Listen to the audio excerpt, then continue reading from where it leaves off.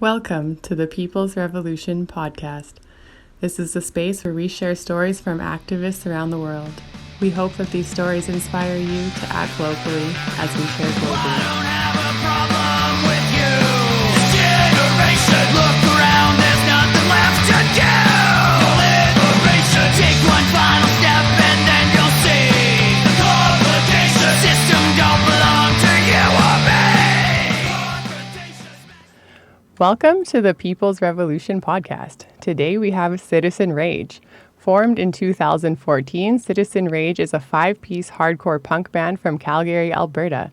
You may have seen them play at festivals like Armstrong Metal Fest, Loud as Hell, Easttown Get Down, Lethbridge Death Fest, and Decimate Metal Fest. In partnership with Wasted Wax Records, their Black EP was released on September 25th, 2020. Today we have Mark Russell and Mikey Bastard. How are you guys? Hi. Hey, I'm doing great. How are you doing? Doing great. Awesome. I'm also doing very well. It's great to have you guys on the show, and I would just like to jump right in if that's cool. Yeah, absolutely. Great. So my first question for you is why the name Citizen Rage and how did it start? Whichever one of you guys would like to take off. It came out of the ashes of an old Calgary hardcore punk band, BDFM. And we just kind of some of the members got sick of singing that crap, that old angry, beat up punk, drinking and fucking doing drugs all the time. So we decided we want to do something a little bit more serious. And as we got older in age, our minds started changing anyway. So, we're all pissed off citizens. It originally was Citizens Rage, and everybody was like, that's stupid. So we're like, better change that. We did one show like that, and then that was it. Change. And then, Citizen Rage is it's built on the premise of being a pissed off citizen in today's society. Yeah, anger is going to get shit done. Like, nothing's going to happen if nobody's getting pissed off. Mm-hmm. That's true. And so was there a particular issue that lit your fire and inspired Citizen Rage, or was it just a compilation of all the shit that society gives us? Everything. I don't know. I hate government, period, like all forms of it. And that's a big part of it. Old school punk rock kid. I'm always pissed off about something. Mm-hmm. And so what would you say the main message of Citizen Rage is? The main one? If there could be one. Mikey, maybe? Positivity. What was it, Mikey? We got it. Positivity through negativity. Like, a lot of our songs come across as negative, but there's a positive message there. Mm. But that's like where the rage comes in. Like, you can make positive change by getting fucking angry about negative shit. Mm-hmm. You could make things a little better being really mad. And like what it all does boil down to is just be good to each other.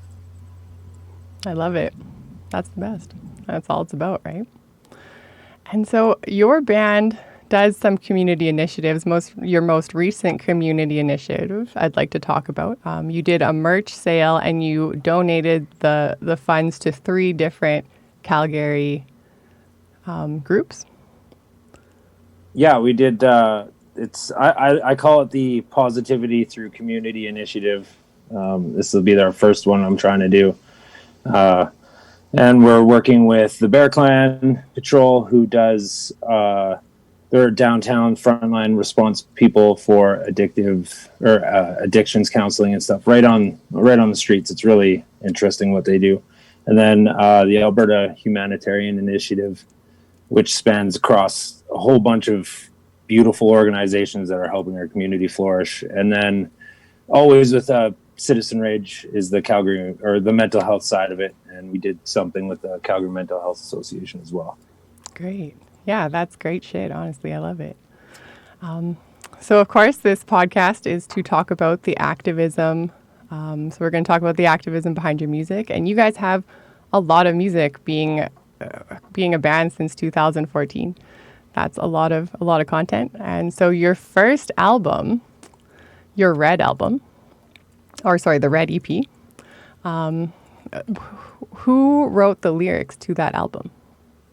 I wrote all of those. Okay. And are you the main lyric writer for most of the albums, or is it a group effort? The majority of it I am, and then when Mikey came in, me and him, we click really well together, and he also brings stuff to the table where he brings whole songs.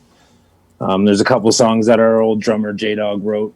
Okay. Yeah, now we're just trying to get everybody. Like I sit down with everybody and we come up with topics and we'll just start writing. Awesome. Well, let's start from the beginning. On your Red EP, you had the song "Lambs." That's the one I would like to talk about. You were saying before that the track is about people becoming stronger than the system wanted us to be, and I would like maybe if you can expand on that a little bit more. Yeah.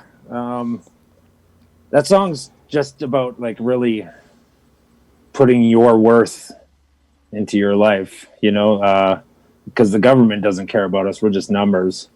We're just dollars and cents to them. But we could all work together and think a little bit outside that box. I think that song that's what that song's about. It's really trying to push people or trying to keep people awake about. It's not just about money every day. It's not about taxes. It's not about being pushed down. Why don't we just, there's a pothole out in my street. What if me and my neighbor just went and fixed that? Mm-hmm. Instead of bitching about it, we just went and did shit. Yeah. So that's what Lambs is about. Yeah. Waking up. Yeah, and a big part of the punk community is do it yourself. And I think that's so important. Right. So on the Blue EP, you had the single Struggle.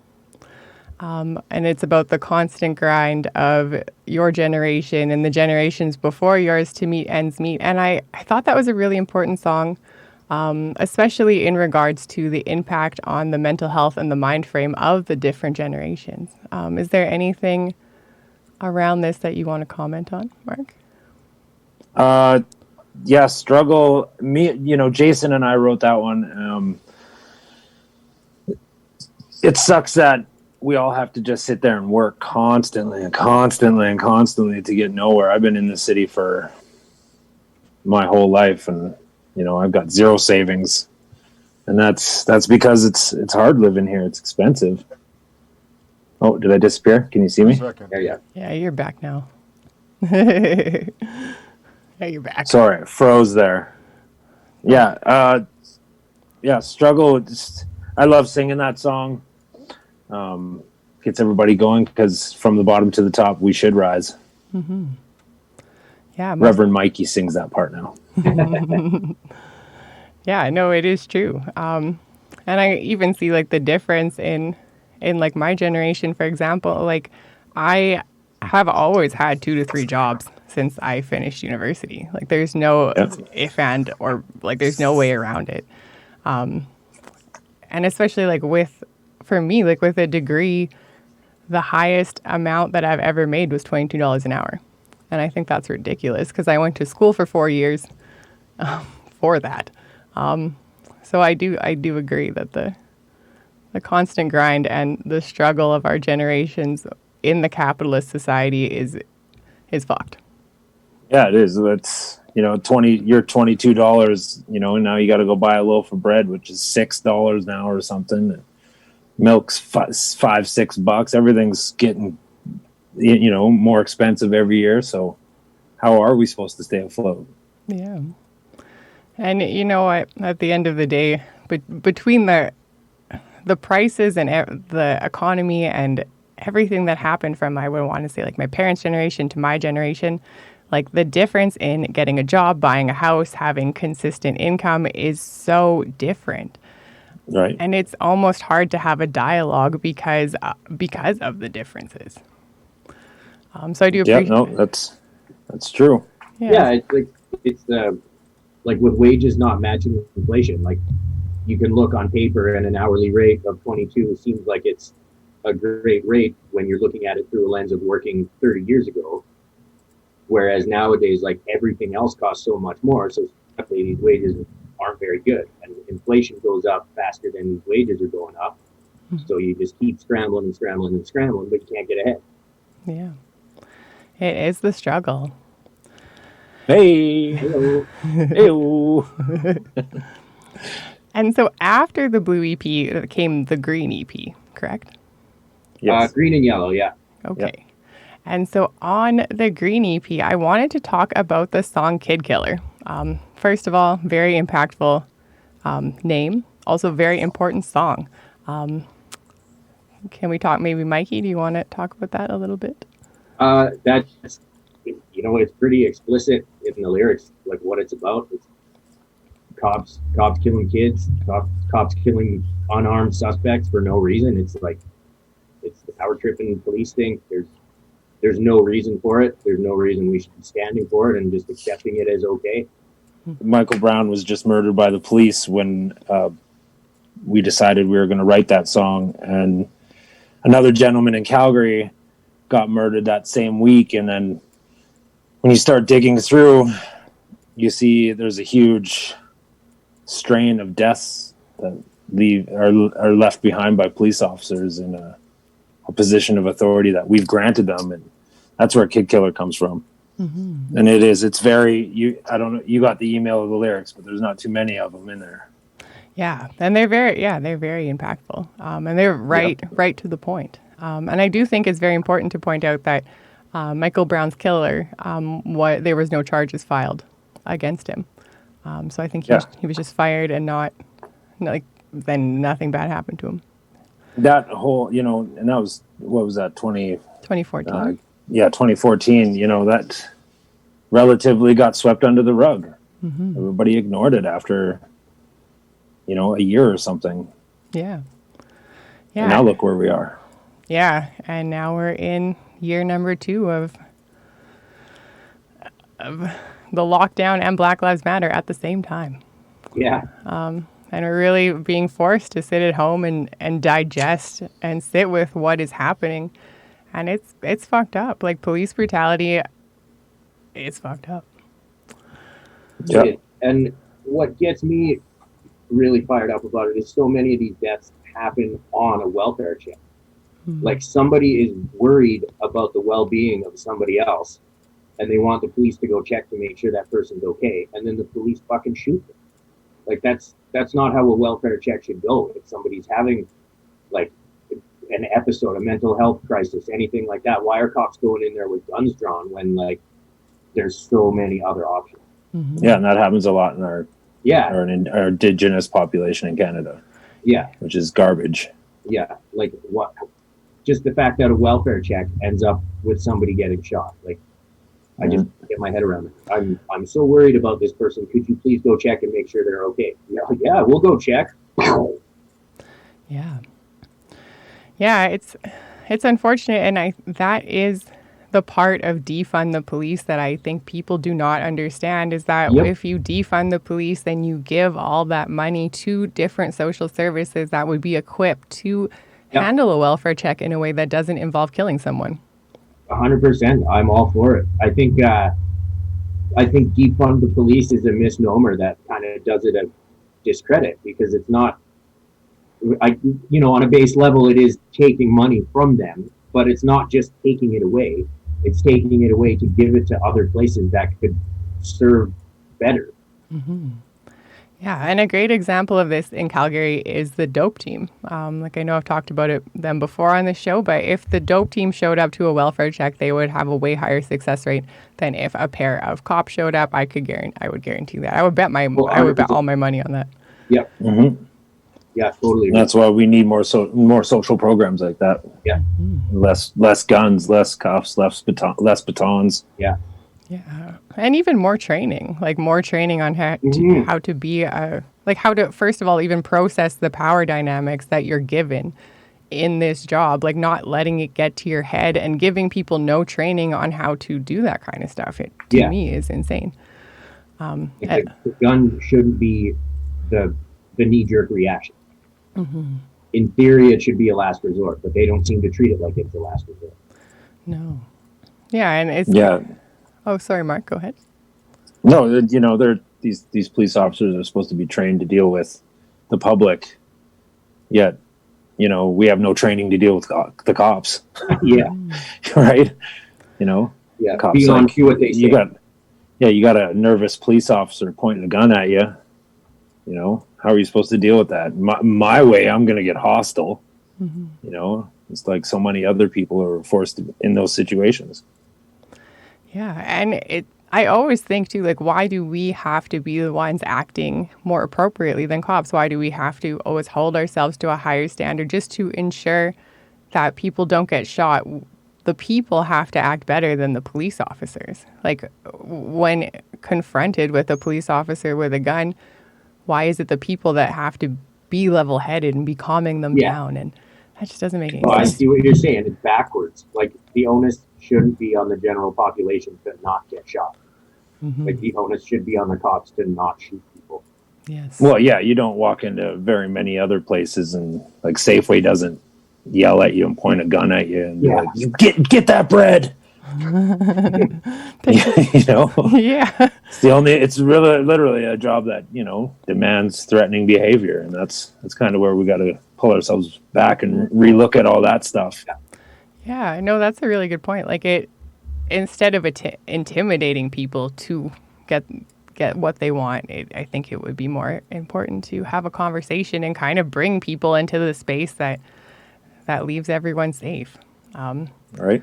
Just like, you know, we can't speak for every situation, but you know, things could be a lot different if a cop wasn't being like, you better not move or I'll fucking shoot you. You just threatened me. Yeah. Like, yeah. And you know what, unfortunately in Calgary, like, police brutality is a massive issue here. We just had that, the documentary that I think I talked about it on the last podcast too, about the police brutality in Calgary, and they showed, like, they interviewed families of people who had died through welfare checks. They interviewed people who had been taken by police and they don't know where they are, but it's cold. The police take their jacket and shoes and they tell them good luck. And it's fucked. But yeah, it's weak. It is. But you got to think of those things that, you know, when you're in a elevator in a police station and they have a phone book but no phones, you know, we all know that. Yeah. Oh yeah. What the fuck is that there for? It's not something I thought of. But yeah, it's unfortunate that the bro code or the brotherhood conduct in police officers isn't a healthy mentality, in my opinion. It's a gang mentality. It's not a public servant mentality.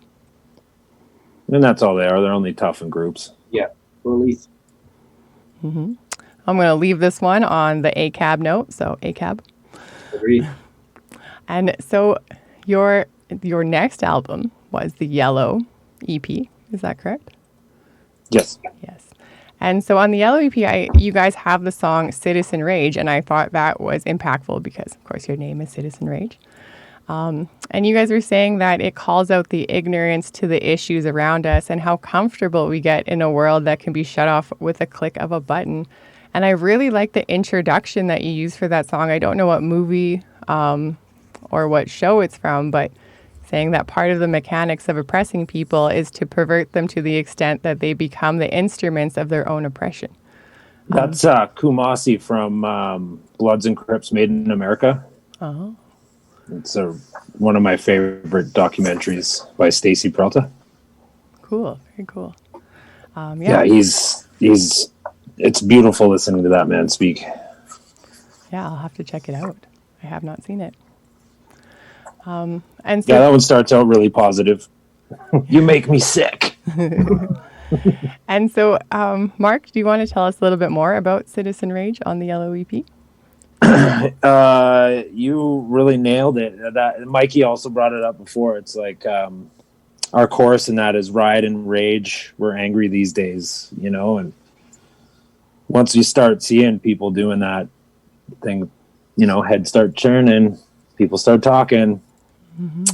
You know, and there's another good sentence in there: no prophecy and just poverty. You know, that's everyday shit.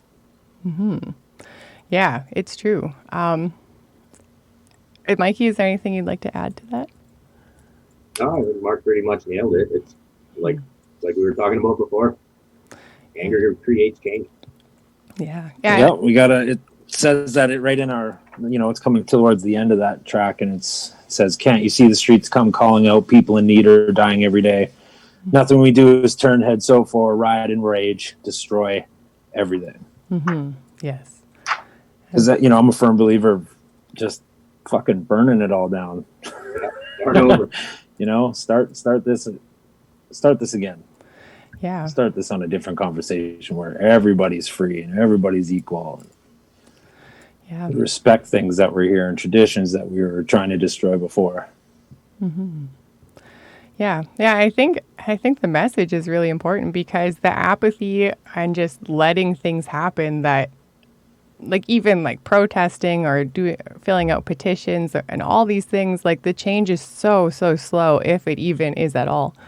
And I just don't personally feel like the governments are listening to us, or that the majority of the people are going to be on board with putting themselves forward to create change.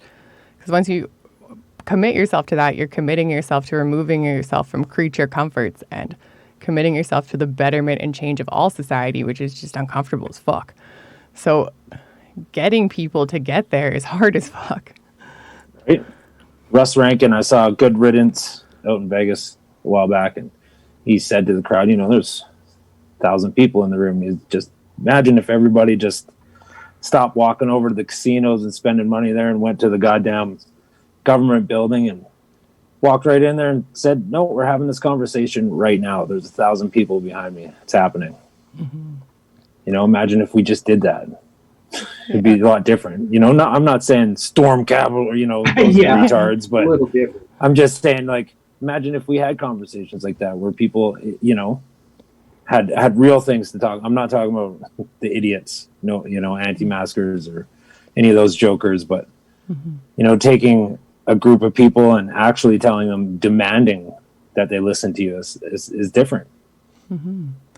Yeah, that's true. And especially important, like the way you're saying it, is it's like to bring 1,000 people with you, to bring 1,000 perspectives with you, not 1,000 conservatives, not 1,000 liberals, not 1,000 leftists, just 1,000 people.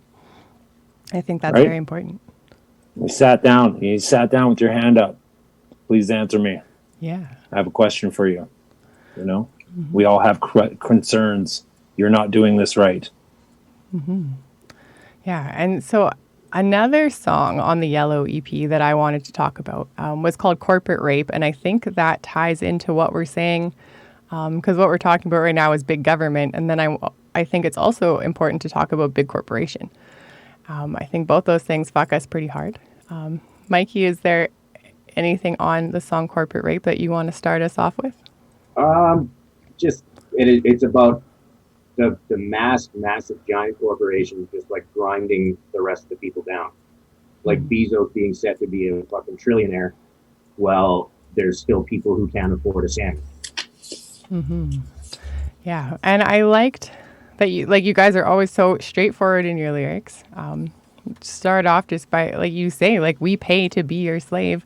And I think that's very important, because it feels like we do. It doesn't just feel like it, like we do. Mark, is there anything that you want to continue on with that? Yeah, that song has a lot to do with, how big business can change everything.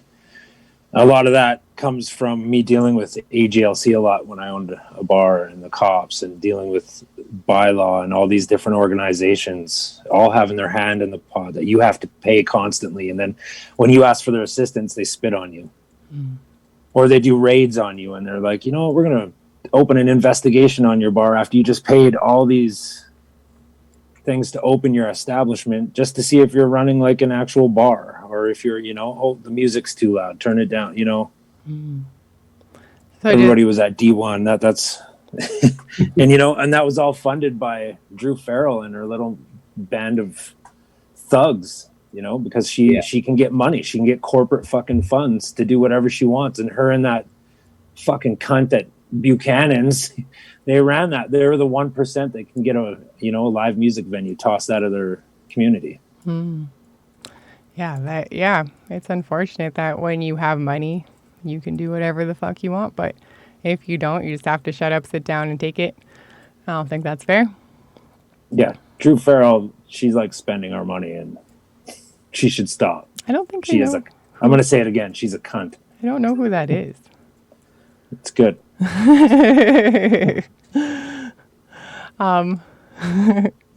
Okay, so the next album that I would like to talk about is the Pink EP. And there was 2 songs, I think, on there that really stood out to me. Future Acknowledged, I thought was really, really, really important. And again, I liked your introduction, the one that you had at the beginning of the song. Like, I don't have to tell you things are bad. Everybody knows things are bad. That's familiar to me. I don't know where that's from, though. It's on the tip of my tongue. I don't have it right. I just watched it, but yeah, It's from a movie. that was a fun EP to make. We all, I'd say, I don't know about Mikey, but we all had a really good time making that EP. Yeah, we did it in a weekend, and it just in and out. We did it at the heck was it? the one, not Slaughterhouse. Oh, I can't believe I don't remember. It's by your jam rooms, Nate. What? Dynamite. Dynamite. No. That. Jeff Mahler's studio, anyway. I can't remember the name of it. That's fair. So you guys hammered it out and you loved it. And did the songs just kind of like come out that weekend, or did you pre-write them? Oh, we had them all ready to go. A big curse in Citizen Rages. We've got lots of songs. Yeah, just never find the fucking time to get in and record the damn things, or getting everybody together is another thing. Yeah, I could see that. Lineup changes, all that jazz. Yeah, I could see that. It was Alchemy Studios, for the record. There we go. That's one. Cool. And so when you were recording, or when you were writing Future Acknowledged, you were talking about the legacy that you want to leave to your children. And I really liked in the song how you talk about nothing will change unless we can make this work. And it's personal responsibility. Because I hear a lot of the time people say things about either like this society or the economy or the environment, saying like, well, we won't be around when it crashes, so why would we give a fuck? But you're saying something very different in this song, and I think that's really important. Mark, do you want to speak on it a little bit? Yeah, that goes to the youth. It's like, how are we teaching them if they see us just constantly being assholes and treating everything around us like shit? How are they going to treat it? It's really up to us. How do we give them the knowledge to do so, right? Because I know when I was growing up, all I seen was like negativity. So that really grew on me, and you could tell in my earlier years how negative of a person I was. And we can't do that to our youth. We have to give them a positive future and give them the options to change, and the knowledge to do so. Yeah, I think that's right. A lot of people shit on that Greta Thunberg. I don't know if I'm saying her name right, but you know what? Those same people probably look at their kids and tell them that they can be anything they want if they just put their mind to it. And that's what we should be doing. Yes, go out, make change, be different. Yell at the president. Yell at people. Yeah, do it. And she did more in her fucking beginning of her life than I've ever done in mine. Yeah. Honestly, it kills me to see adults talk shit about her. She's so young. And well, just imagine how those people treat the women in their life or their other relationships. Yeah, probably like super ignorant people. Yeah. And another line in the song that really speaks to that is that you are to blame in a world of shame. And it's true. It's each and every one of our faults that we're still here because we're inactive about it, or we've accepted it, or we're passive about it, or we're continuing to perpetuate it, which is, I think, the biggest issue that you're getting at. Mikey, is there anything else that you wanted to add for Future Acknowledged? No, I think you're nailing it there with we're all to blame, but the whole song is about laying the groundwork. It's not going to be a quick process, but you lay the baby steps, and then whoever comes after you takes it a little bit further. Whoever comes after them takes it a little bit further than that. right? Yeah, like it started with a whisper in my ear when I was a kid, and you know, as I grow older, I'm trying to whisper it to somebody else now. You know? Which is actually great to lead into the next song that I wanted to talk about on the Pink EP, and that is Silent Army. And I, like you were mentioning, that it's about the new generations coming full force, the ones that you thought were a little quiet or weren't paying attention, and all of a sudden they're in your fucking face or on your streets. Mark Russell, do you want? It's about you. It's about your generation. It's about kids, you know, just below us actually taking our all talk shit and doing it. Mikey, is there anything you want to add to that? No, that's exactly it. Standing up, fighting back. Yeah, and that song actually is going to be, it has been on the end of, it is the exit song to this podcast, the closing song. Awesome. Yeah, because it's the shit. And so finally, we have the Black EP. That's where we are now, right? Hey. And that one came out in September. And since you guys weren't able to tour, you guys did music videos, you guys did live streams, things like that to kind of get the word out there. Yeah, we did one show in Lethbridge. In between all the restrictions, we had one live show. Oh, Sold out. Yeah. nice. That's pretty 50 cool. cap.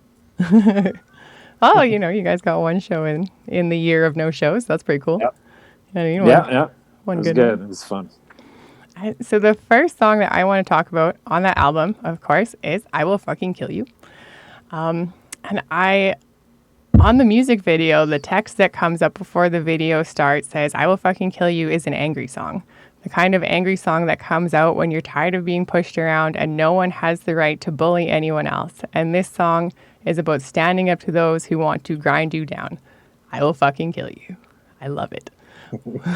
Mark, do you want to start us off with that one? Mikey and I wrote that track, and we had good conversations about it. About, you know, I pride myself on I'm like a bully hunter.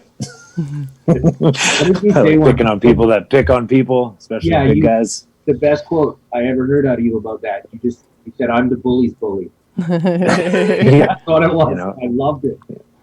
If people want to pick on people, then I like hanging out with them and fighting them. Okay, good shit. So, and you got to come out, and that's enough. You know, people are killing themselves. Children are killing themselves. Cyberbullying. We have bullying in the schools. You know, I grew up getting my ass kicked up in every day, and you know, wedgies and hanging from the fucking school showers and shit. And no way, it's got us done. Why? So some kids can feel cooler. Mm-hmm. Yeah. No, I think everybody needs to be more vigilant on that topic. And right now we have, you know, or ever since I've been around, there's, you know, groups of people being fucking bullied since forever. It's fucking garbage. So yeah, I will fucking kill you. Yes.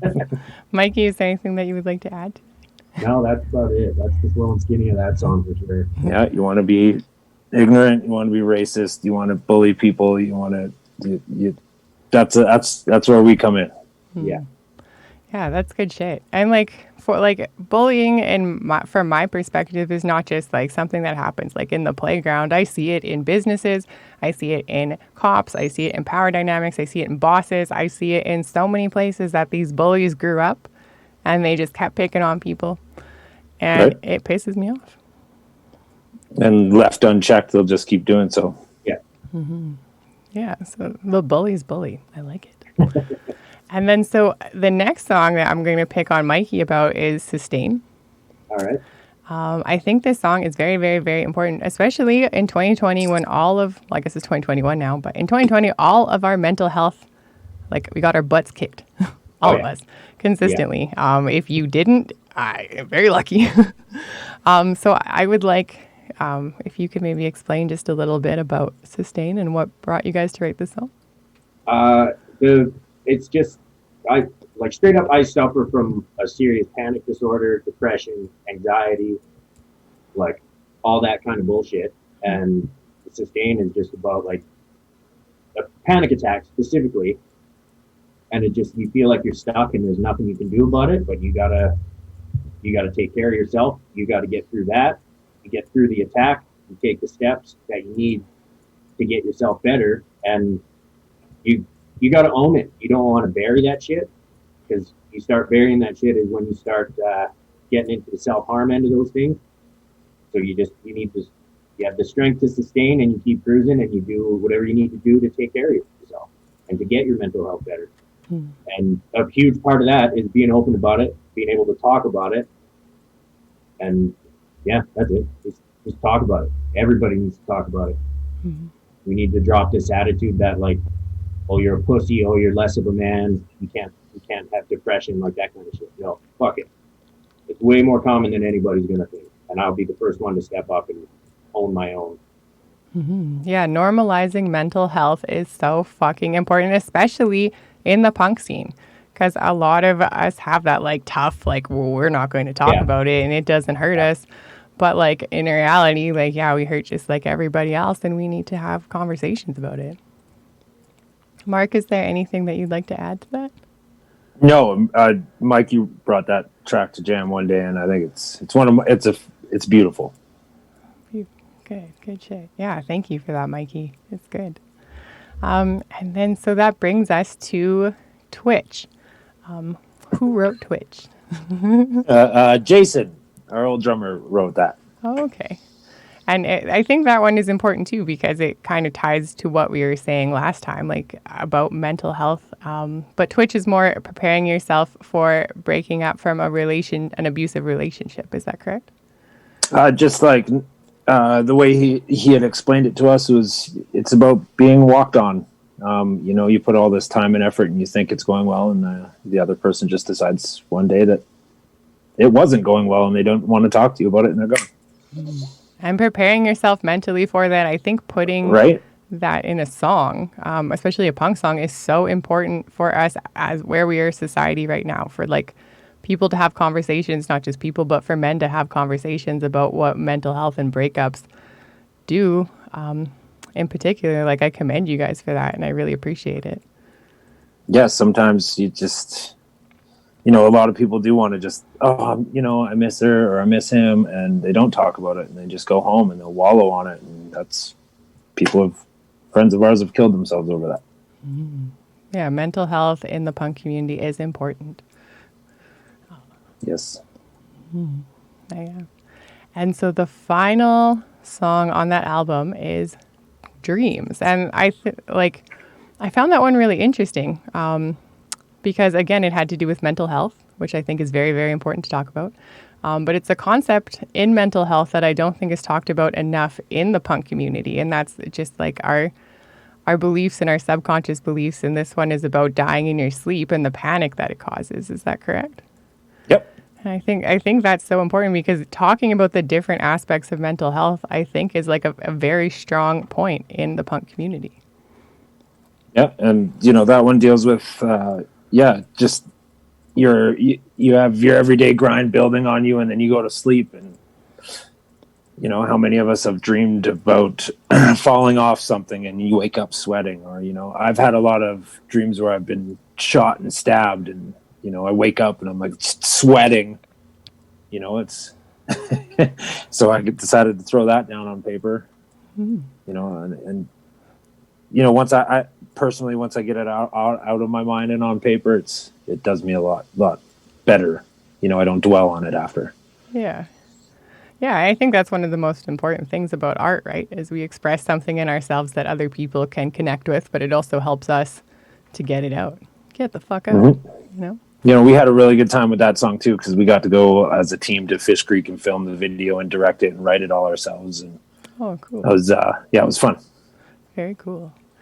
And so now that we've kind of given the listeners a tidbit of what you guys have been like for the past forever, what changes have you seen since the beginning of the punk scene, like you being in there with all of this like morality, ethics, kind of like stuff that we're talking about until now? Like you were saying before, it was a lot of like, fuck you, and now it's a lot of like, I care about you. Do you want to give that a little bit more context? When we were starting our BDFM stuff, it was scene had a lot to do with being in a bar and drinking and partying, and then you get to meeting all these beautiful people in the scene and stuff like that, and then everybody's got kind of the same motives and same direction. And as we get older, some of us fade away and some of us can continue, and it's nice to know we're all still going the same path. You know, some of us have fucked off because they can't handle what's going on, but the rest of us, you know, it's nice to see us growing older and into it. You know, I've seen a lot of young guys start out in just like crust punk bands, just singing about drinking and fucking all the time. And now, you know, they're in great hardcore bands that sing about changing shit and social change and doing stuff and being a part of their community better. It's nice. Mm-hmm. I love it. Mikey, is there anything you want to add to that? There is a big push everywhere. It used to be kind of rare to see bands like speaking up and trying to do positive shit, and now there's a lot of it. Mm-hmm. And the more that happens, the more that changes. Yeah, normalizing positivity in the hardcore scene is a process. But I dig it. Hug your homies. Hug your homies. Hug your homies. And so do you guys, I was just going to ask you, do you have a final statement for the people, but is it hug your homies? Sure. It's always hug your homies. Yeah. Be cool, be nice, have some empathy for other individuals. You know, if you're going to want to succeed in this life, don't do it on the backs of others. True. Mikey, do you have anything to add? Last statement for the people? No, hug your homies. Work together instead of against each other. Great. Awesome. And so where can everyone find you guys? You can get us on Bandcamp, YouTube. Just Google us. We're everywhere. Yeah. Citizen Rage. Citizen Rage. I'll put your link to your Facebook, your Instagram, and your Bandcamp right here. Facebook is a big thing. Yeah. And, you know, another thing, just before we leave, if you are having any fucking problems, just message the band page, and one of us, we always love talking. Yeah, that's a beautiful statement. Thank you. Great. Well, thank you guys for being on the show. I appreciate it a lot. Thanks for digging through your music with me, and I appreciate it a lot. Thanks for having us. We love you. Love you. Cut.